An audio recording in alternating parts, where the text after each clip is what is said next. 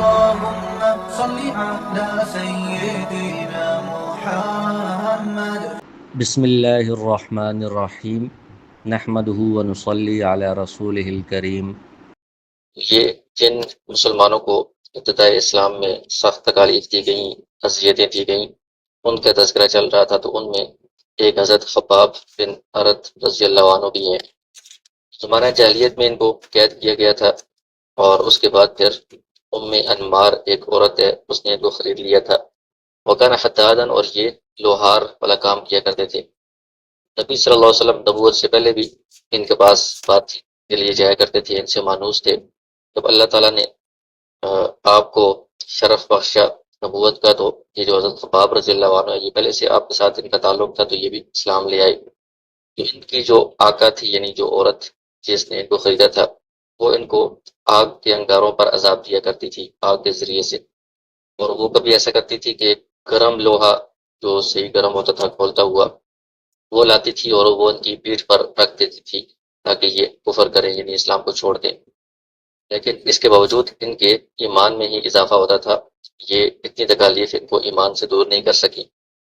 پھر کہتے ہیں کہ ان پر اتنی ذرا تکالیف ہو، ان کی جو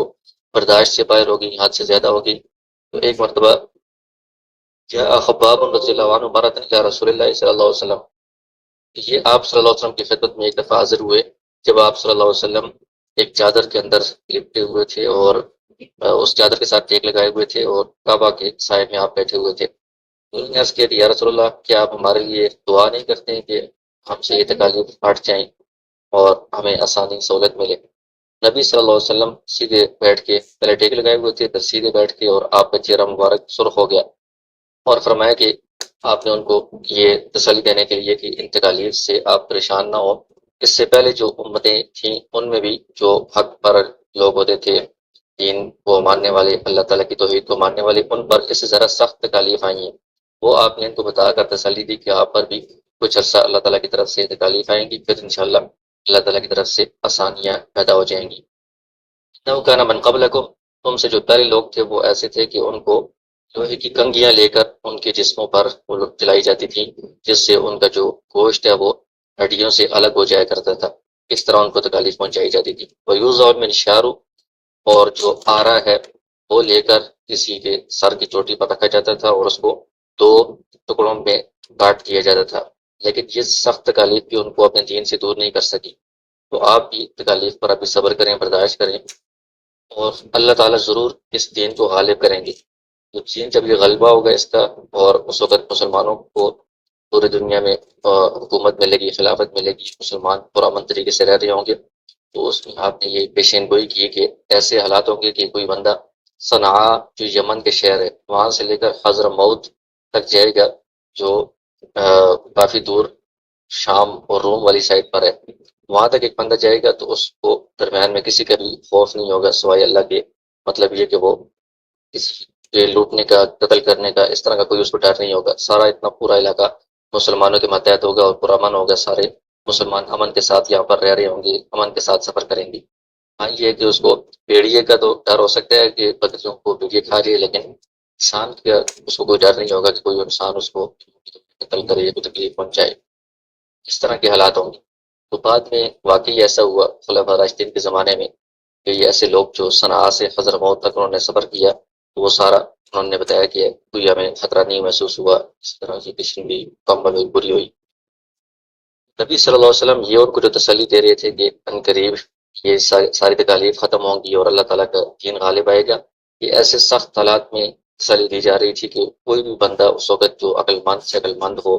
سمجھدار سے سمجھدار بندہ ہو، وہ یہ تصور نہیں کر سکتا تھا کہ اس طرح کے مسلمانوں کی جو مشکل حالات ہیں، ان کو کبھی کوئی ایسی طاقت ملے گی، یہ کوئی آئندہ ان کو سرداری ملے گی، سعادت ملے گی، اس وقت کوئی بندہ سپرد نہیں کر سکتا، یہ تصور نہیں کر سکتا تھا۔ ہاں یہ کہ وحی کے ذریعے سے ہی یہ بات بتائی جا سکتی تھی، تو اللہ تعالیٰ کے ذریعے سے آپ کو یہ وحی کے ذریعے سے بتایا گیا تھا کہ یہ سختیاں، تکالیف وغیرہ یہ کچھ عرصے کے لیے ہیں، یہ ختم ہو جائیں گی، اور پھر آپ کو انشاءاللہ غلبہ حاصل ہوگا۔ پھر اللہ تعالیٰ نے مسلمانوں کو ثابت قدم رکھنے کے لیے، تسلی دینے کے لیے آیات بھی نازل کی۔ کیا جو لوگ یہ گمان کرتے ہیں کہ جب وہ کہتے ہیں کہ ہم ایمان لیے تو ان کو ویسے ہی چھوڑ دیا جائے گا، ان کو آزمایا نہیں جائے گا، ایسا نہیں ہے۔ وَلَقَدْ فَتَنَّا الَّذِينَ مِن قَبْلِهِمْ، ان سے پہلے جو لوگ تھے ان کو بھی ہم نے آزمایا ہے مختلف پریشانیوں میں، تکالیف میں. تو اللہ تعالیٰ اس طرح آزمائش میں ڈالتے ہیں. فَلْيَعْلَمَنَّ اللَّهُ الَّذِينَ صَدَقُوا، تاکہ جو لوگ سچے ہیں، ایمان کے اندر مخلص ہیں، خالص ہیں، وہ بالکل کھل کر سامنے آ جائیں، اور دوسری طرف جو جھوٹے لوگ ہیں، یہ نفاق والے ہیں، وہ بھی کھل کر سامنے آ جائیں. ویسے تو اللہ تعالیٰ کو دل کا حال بھی معلوم ہوتا ہے، لیکن لوگوں کے سامنے ظاہر کرنے کے لیے اور حجت عام کرنے کے لیے اللہ تعالیٰ یہ آزمائشیں لے کر آتے ہیں. اس میں کیا ہوتا ہے کہ بہت سارے ان آزمائشوں کے اندر ایسی حکمتیں ہوتی ہیں جن پہ سے گزار کر اللہ تعالیٰ ان کو یا اپنے نبی اور ان کے ماننے والوں کو دنیا کے اندر غلبہ عطا کرتے ہیں. اور من اوذی فی اللہ ہی، ابو بکر صدیق رضی اللہ عنہ، اور جن لوگوں کو سخت آزمائشیں تکالیف پہنچائی گئی ہیں ان میں ابو بکر صدیق رضی اللہ عنہ بھی ہیں. تو بہت زیادہ تکالیف ان پر بڑھ گئی، تو برداشت سے باہر ہوگی، تو انہوں نے یہ پکا عزم کر لیا، طے کر لیا کہ وہ مکہ سے حبشہ کی طرف ہجرت کر کے جا رہے ہیں. لہٰذا وہ ہجرت کے ارادے سے نکل گئے. یہاں تک کہ برق الغماد ایک علاقہ ہے جگہ مکہ مکرمہ سے یہ آگے 5 دن کی مسافت کے فاصلے پر ہے، وہاں تک پہنچ گئے تھے. وہاں ابن دغنہ ایک شخص جو کارا ایک قبیلہ ہے، اس بڑا قبیلہ، اس کا سردار تھا، وہ ان سے ملا. اس نے کہا کہ کہاں جا رہے ہیں ابو بکر؟ تو انہوں نے بتایا کہ میری قوم والوں نے سخت تکالیف پہنچا کر مجھے نکلنے پر مجبور کر دیا، تو میں اب یہ چاہتا ہوں کہ زمین کے اندر پھروں، سفر کروں اور اپنے رب کی عبادت کروں کسی اور جگہ اور امن جگہ پر جا کر. تو اس شخص نے کہا کہ مثلو کا یا ابا بکر لا یخرج، آپ جیسا جو آدمی ہے اس کو نہیں نکالا جاتا، اس کو یہاں سے ہم نہیں جانے دیں گے. آپ تو اتنی اچھی صفات والے ہیں، تکسب المعدومہ، جس کے بعد کچھ نہیں ہوتا اس کے لیے آپ کمائی کر کے اس کو دیتے ہیں، اس کو کھلاتے پلاتے ہیں، صلہ رحمی کرتے ہیں، رشتہ داروں کے ساتھ اس نے سلوک کرتے ہیں. تحمل الکل، جو بوجھ والے ہیں ان کا بوجھ آپ اٹھاتے ہیں، مہمانوں کی مہمان نوازی کرتے ہیں. جو بھی حق کے راستے میں جو مصیبتیں وغیرہ آتی ہیں اس میں آپ مصیبتوں والوں کی اعانت کرتے ہیں، مدد نصرت کرتے ہیں. یہ وہی صفات ہے جو رسول اللہ صلی اللہ علیہ وسلم کے اندر بھی پائی جاتی تھی. حضرت خدیجہ رضی اللہ عنہا نے پہلی وحی کے بعد ان صفات کا تذکرہ کیا تھا. تو اسی طرح کی صفات ابوبکر صدیق رضی اللہ عنہ میں بھی پائی جاتی تھی پہلے سے. وہ یہ سارے لوگوں کے ساتھ اس نے سلوک اور صلہ رحمی اور مہمان نوازی اور خرچ کرنا، یہ ساری چیزیں وہ پہلے سے کیا کرتے تھے. تو ایسی صفات والی جو شخصیت ہے اس کو اپنے علاقے سے نکال دیے جائے تو بہت نوست والی بات ہے، بہت بری بات ہے. اس نے کہا کہ پان لگا جا رہا ہوں، میں آپ کو پناہ دے رہا ہوں، میری پناہ میں آپ ہر جگہ واپس آ جائیں اور اپنے شہر کے اندر ہی رہ کر آپ اپنے رب کی عبادت کریں. اس میں واپس آ گئے اور ابن دغنہ بھی ان کے ساتھ آ گیا. اور اس نے پھر قریش کے جو سردار تھے ان سب کے پاس چکر لگایا اور کہا کہ ابو بکر رضی اللہ عنہ جیسی جو شخصیت ہے اس کو نکالا نہیں جاتا، کیا تم ایسے شخص کو نکال رہے ہو جس کے اندر یہ صفات ہیں کہ وہ جو جن کے پاس کچھ نہیں ہوتا، فقراء، ان کے لیے یہ کمائی کر کے ان کو کھلاتے پلاتے ہیں، صلہ رحمی کرتے ہیں، بوجھ والے کا بوجھ اٹھاتے ہیں، مہمان نوازی کرتے ہیں اور لوگوں کی مدد اعانت کرتے ہیں. تو سب نے جو قریش والے تھے ان کی جو پناہ تھی اس کو تسلیم کیا، کسی نے بھی دغنہ کی پناہ کا انکار نہیں کیا. اور کہا کہ آپ ابو بکر سے کہیں کہ وہ اپنے گھر کے اندر اپنے رب کی عبادت کریں، نماز پڑھیں، جو چاہیں قرات کریں، لیکن وہ ہمیں اذیت نہ دیں، اونچی آواز سے، بلند آواز سے یہ عبادات وغیرہ، قرآن کی تلاوت وغیرہ نہ کریں. ہمیں ڈر ہے کہ ہماری جو عورتیں ہیں، بچے ہیں، وہ ان کی قرات قرآن وغیرہ سن کر وہ کہیں فتنے میں نہ پڑ جائیں. تو دغنہ نے ابو بکر رضی اللہ عنہ سے یہ ساری بات کی. تو اس کے بعد وہ اپنے گھر کے اندر ہی رہ کر عبادت کرنے لگے اور اونچی آواز سے نماز ذکرات نہیں کرتے تھے، گھر کے اندر ہی نماز پڑھتے تھے اور قرآن کی تلاوت کرتے تھے. پھر کچھ دنوں بعد ابو بکر رضی اللہ عنہ نے گھر کے اندر ہی سین میں مسجد بنا لی اور اس کے اندر وہ نماز پڑھنے لگے اور قرآن کی بلند آواز سے تلاوت کرنے لگے. جو مشرکین کی عورتیں تھیں اور بچے تھے وہ سارے وہاں پر آ کر جمع ہو جاتے تھے باہر، اس مسجد کے باہر، اور وہ بڑا تعجب سے اس کو دیکھا کرتے تھے کہ یہ کیسے نماز پڑھ رہے ہیں، کیسے عبادت کر رہے ہیں اور کیسے قرآن کی تلاوت کر رہے ہیں، وہ سب سنا کرتے تھے. اور دوسری بات یہ کہ ابو بکر رضی اللہ عنہ بہت نرم دل تھے، رونے والے تھے. جب قرآن کی تلاوت کرتے تھے تو اپنی آنکھوں پر قابو نہیں پا سکتے تھے، رونا شروع ہو جاتے تھے. تو اس پر بھی وہ عورتیں اور بچے ان کی تلاوت سے بہت متاثر ہوتے تھے. تو اب قریش کے جو سردار تھے ان کو پھر اس میں گھبراہٹ ہوگی، خوف ہو گیا کہ ایسا نہ ہو کہ ہمارے بچے یا عورتیں مسلمان ہو جائیں متاثر ہو کر. انہوں نے ابن دغنہ کی طرف پیغام بھیجا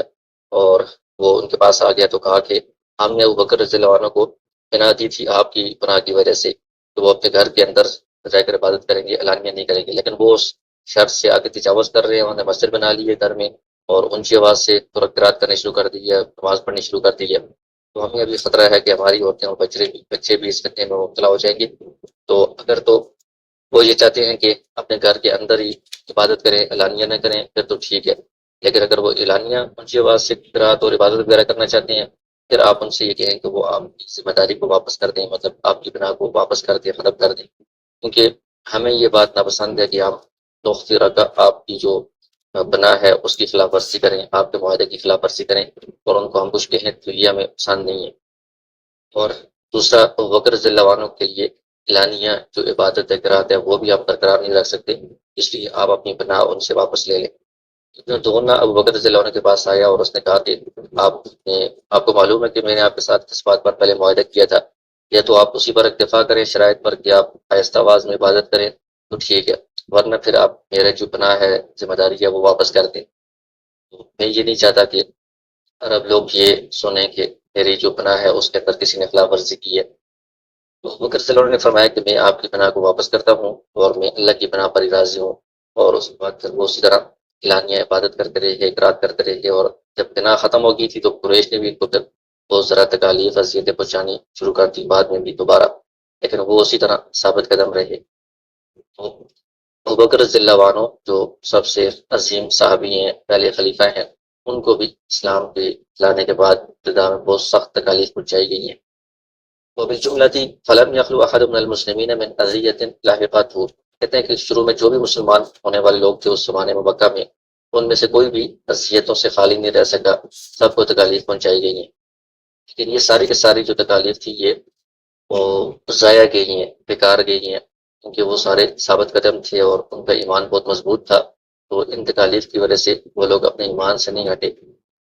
کہ ان کے سامنے کوئی دنیاوی غرض نہیں تھی کہ اس کے لیے انہوں نے اسلام قبول کیا ہو، اس کو حاصل کرنے کے لیے کہ اب ان کو واپس پھر کیا جا سکے، وہ دنیاوی لالچ کے ذریعے سے، دنیاوی قرض کے ذریعے سے، ایسی تو بات نہیں تھی، بلکہ اللہ تعالیٰ نے ان کو توفیق دی تھی کہ وہ ایمان کی حقیقت کا انہوں نے ادراک کر لیا تھا، ایمان کی حقیقت تک پہنچ گئے تھے، لہٰذا اب وہ اس ایمان کو چھوڑنے والے نہیں تھے، اس کے سامنے وہ ہر تکلیف کو، ہر پریشانی مصیبت کو وہ آسان سمجھتے تھے اور اس کو برداشت کرنے کے لیے تیار تھے، لیکن ایمان سے وہ نہیں ہٹے۔ ساری تکالیف ان کو پہنچائی گئی ہیں، تو یہ تکالیف والی جو بات ہے یہ ساری سامنے رکھ کر بندے کے ذہن میں یہ آتا ہے کہ اللہ تعالیٰ کا یہ دین ہے، تو اللہ تعالیٰ اگر چاہتے تو شروع میں بھی اپنے نبی صلی اللہ علیہ وسلم اور اپنے جو ماننے والے ہیں مسلمان ہیں ان کو ایک دم ہی غلبہ دے سکتے تھے، ان تکالیف سے ان کو بچا کر امن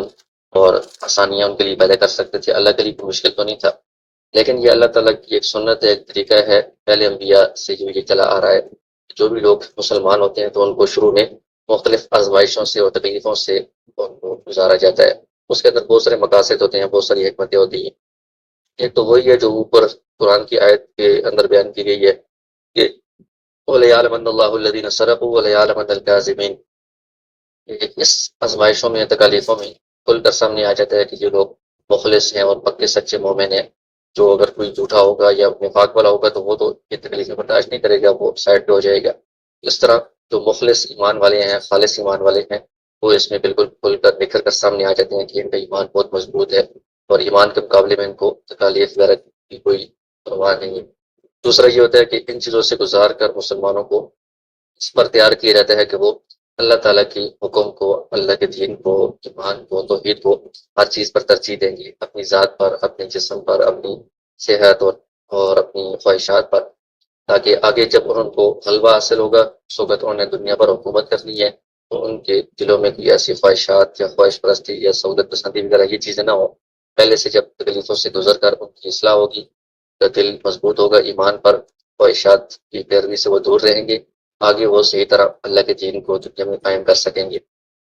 اور اس کے بہت سارے مقاصد ہوتے ہیں، اس لیے انبیاء کرام کو بھی ان آزمائشوں سے گزارا گیا ہے اور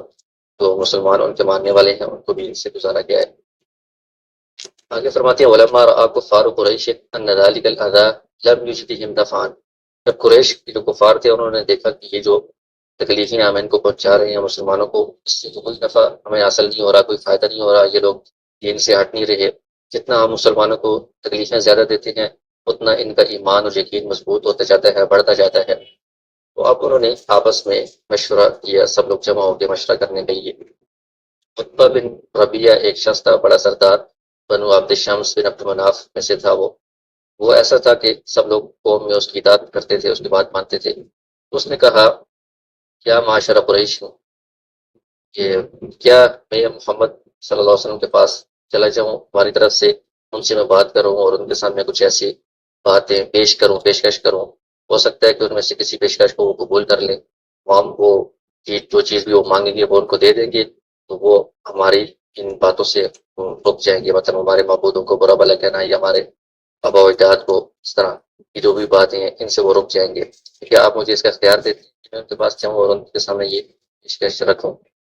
لوگوں نے سب نے کہا کہ اے ابو الولید آپ جائیں اور ان سے بات کریں، ہم آپ کو اختیار دیتے ہیں۔ وہ رسول اللہ صلی اللہ علیہ وسلم کی خدمت میں آیا اور آپ مسجد میں بیٹھے ہوئے تھے، نماز پڑھ رہے تھے۔ اس نے کہا کہ یہ اپنا اخی ہے، میرے بھتیجے، آپ ہم میں سے سب سے زیادہ اچھے نسب والے ہیں، اچھے خاندان والے ہیں، اچھے اخلاق والے ہیں، ہم جانتے ہیں، لیکن آپ نے اپنی قوم کے اوپر ایک بہت بڑا معاملہ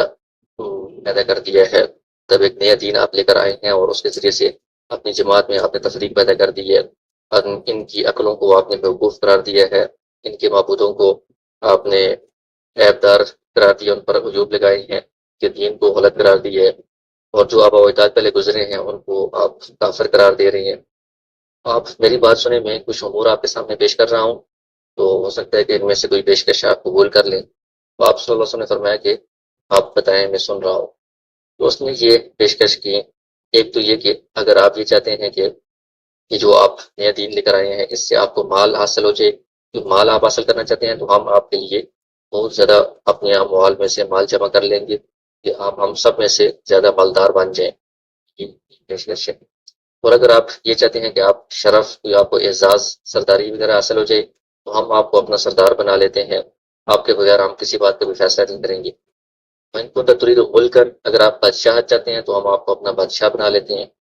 وَإِن كَانَ هَذَا الَّذِي يَأْتِيكَ رِئْيًا مِنَ الْجِنِّ، اگر یہ جو آپ اس طرح کی باتیں کرتے ہیں یہ کسی جن کا اثر ہے آپ کے اوپر اور آپ اس کو اپنے آپ سے ہٹا نہیں سکتے، تو ہم آپ کے لیے اس کا علاج وغیرہ طلب کریں گے، اور اس کے لیے ہم جتنا مال خرچ کرنا ہوگا ہم خرچ کر دیں گے، یہاں تک کہ ہم اس جنات کے اثرات سے آپ کو بری کر دیں گے، بچا دیں گے۔ بعض اوقات ایسا ہوتا ہے کہ کوئی اس طرح کا جن یا کوئی تابع کوئی چیز جو ہوتی ہے وہ اس بندے پر غالب آ جاتی ہے، تو وہ اس سے جان نہیں چھڑا پاتا جب تک کہ اس کا علاج نہ کروایا جائے، تو ہم آپ کے لیے علاج کروائیں گے۔ یہ اس نے مختلف پیشکش آپ کے سامنے رکھی، تو رسول اللہ صلی اللہ علیہ وسلم نے جواب دیا کہ قد فرط یا ابا الولید، کیا آپ اپنی بات سے فارغ ہو گئے ہیں؟ اس نے کہا جی ہاں۔ تو آپ نے فرمایا کہ فاسمع منی، تو میری اب بات سنو۔ تو آپ صلی اللہ علیہ وسلم نے یہ سورہ حامیم سجدہ ہے، سورہ فصلت اسے کہتے ہیں، اس کی جو ابتدائی آیات ہیں ان کی اس کے سامنے تلاوت کی۔ بسم اللہ الرحمن الرحیم، حامیم تنزیل من الرحمن الرحیم، کتاب فصلت آیاتہ قرآنا عربیا لقوم یعلمون بشیرا ونذیرا فاعرض اکثرهم فهم لا يسمعون۔ اس میں خلاصہ یہی ہے کہ کہا گیا ہے کہ یہ قرآن جو ہے یہ ایسی کتاب ہے کہ اس کی آیات تفصیل سے کھل کر بیان کی گئی ہیں، اس قوم کے لیے ہیں جو علم رکھتے ہیں، جانتے بوجھتے ہیں۔ یہ قرآن خوشخبری بھی سناتا ہے، خبردار بھی کرتا ہے، لیکن جو مخاطب ہے ان میں سے اکثر لوگوں نے اعراض کر لیا ہے، وہ سنتے نہیں ہیں، اور ان کا پھر تذکرہ کیا گیا ہے کہ وہ اس سے غافل ہیں۔ آگے یہ کہا جا رہا ہے کہ اگر یہ لوگ اس طرح نہیں مانیں گے تو ان کو اسی طرح کی چیخ چنگاڑ آ کر پکڑے گی، ان پر عذاب آئے گا جس طرح پہلی قوموں پر عذاب آیا ہے۔ مختلف باتیں جب آپ نے آیات کے ذریعے سے ان کو بتائی، فَأَمْسَكَ عُتْبَةُ بِفِيهِ، عتبہ جو تھا اس نے آپ کے منہ پر ہاتھ رکھ لیا، آپ کو روک لیا اور رشتہ داری کا واسطہ دیا کہ آپ بس کریں، رک جائیں۔ جب عتبہ واپس گیا لوگوں کے پاس تو لوگوں نے پوچھا کہ کیا بات چیت ہوئی ہے؟ اس نے کہا کہ میں نے ایک ایسا بول یا ایسا کلام سنا ہے، اس سے پہلے میں نے اس طرح کا کلام کبھی نہیں سنا، نہ تو وہ شعر ہے، نہ وہ کاہنوں والی کوئی بات ہے، اور نہ وہ جادو ہے۔ اے قریش والو، تم میری بات مانو اور میرے پر یہ معاملہ چھوڑ دو، اس بندے کو اور اس کی جو حالت ہے، اس کا جو معاملہ ہے اس کو آپ چھوڑ دو، اس سے الگ ہو جاؤ۔ تو یہ جو واللہ تکونن لکلامہ الذی سمعت، یہ جو کلام میں نے اس کو سنا ہے اس کی قریب کوئی بڑی اس کے بارے میں خبر آنے والی ہے، مطلب اس کی بڑی شان ہونے والی ہے، ایسے اہم آگے انجام ہونے والا ہے۔ تو اگر تو عرب لوگ ان کو پا لیتے ہیں، مطلب ان کو ختم کرتے ہیں، پھر وہ تمہاری طرف سے کافی ہو جائیں گے، تو ہمیں ان کو نقصان پہنچانے کی کوئی ضرورت نہیں پڑے گی۔ اور اگر عرب لوگ جو ہے نا یہ عربوں پر غالب آ جاتے ہیں تو ان کی عزت تمہاری عزت ہے کہ تمہارے خاندان کے لوگ عربوں پر غالب آ جائیں گے۔ لوگوں نے کہا کہ محمد نے نعوذ باللہ تمہارے اوپر بھی جادو کر دیا ہے۔ لیکن اس نے کہا کہ آپ جو کچھ بھی کہو ہاضا رأیی، یہ میری رائے ہے، تو میں تو یہی کہتا ہوں آپ کو چھوڑ دو، تو جو کلام ہے وہ بہت عمدہ اور اعلیٰ کلام ہے۔ قرآن کو سن کر وہ اس سے متاثر ہو گیا تھا۔ پھر اس کے بعد جب قریش نے دیکھا کہ یہ بھی معاملہ نہیں اور حل ہو رہا ہے اس طرح بھی، تو انہوں نے یہ آپ صلی اللہ علیہ وسلم کے سامنے پیشکش کی کہ آپ ہماری عبادت میں شریک ہو جائیں، مطلب آپ جو ہے نا وہ ہمارے ساتھ مل کر کچھ دن بتوں کی پوجا کریں، پھر ہم کچھ دن آپ کے ساتھ شریک اور آپ کی اللہ کی عبادت کریں گے۔ اس پر اللہ تعالیٰ نے سورہ کافرون نازل کی کہ ایسا نہیں ہو سکتا، میں جس کی عبادت کرتا ہوں تم اس کی نہیں کرتے، اور تم جس کی عبادت کرتے ہو میں اس کی کبھی پوجا نہیں کر سکتا بتوں کی۔ فلا تتوہموا انی اجیبکم بطلبکم، تم کبھی یہ سوچنا بھی نہیں کہ میں تمہارے اس مطالبے کو پورا کروں گا کہ تمہارے جو بت ہے ان کو آپ کیسے معبود مان لیں، ان کی کیسے پوجا کر لیں، شرک کیسے ہم کر سکتے ہیں اللہ کے ساتھ، یہ تو کبھی بھی نہیں ہو سکتا۔ جو پیشکش تھی یہ بھی پوری نہیں ہوئی تھی، اس سے بھی وہ مایوس ہو گئے۔ پھر اس کے بعد انہوں نے ایک اور بات کی کہ قرآن کے اندر جو ایسی باتیں ہیں جس میں ان کے بتوں کی مذمت بیان کی گئی ہے یا وعیدیں سخت وعیدیں جہنم کی سنائی گئی ہیں، ان چیزوں کو آپ قرآن سے نکال دیں، کوئی اور قرآن لے کر آ جائیں گے، اسی قرآن میں آپ تبدیلی کریں۔ تو اس پر اللہ تعالیٰ نے دعا میں سورہ یونس کی یہ آیات نازل کی، ما یکون لی ان ابدلہ من تلقاء نفسی، میرے پاس یہ اختیار نہیں ہے کہ میں اپنی طرف سے اس قرآن کو تبدیل کروں، میں تو صرف وہ جو وحی کی جاتی ہے اسی کی پیروی کرتا ہوں۔ یہ مختلف ہیلے اور مختلف تدبیریں وہ لوگ کر رہے تھے کفار آپ کو دین سے ہٹانے کے لیے، لیکن وہ سب تدبیریں ان کی ناکام جا رہی تھیں۔ آپ صلی اللہ علیہ وسلم بھی اپنے مشن پر، دین اور دعوت پر قائم تھے، ثابت قدم تھے، اور صحابہ کرام بھی، مسلمان بھی دین کے اوپر مکمل مضبوطی کے ساتھ جمے ہوئے تھے، ثابت قدمی کے ساتھ۔ اسی دوران ایک اہم بات یہ پیش آئی جو بالکل انوکھی تھی، اس سے پہلے قریش والے اس بات کو مطلب تصور نہیں کر سکتے، سوچ نہیں سکتے تھے۔ ٹھیک ہے، کوئی بندہ اگر ضعیف کمزور بندے کو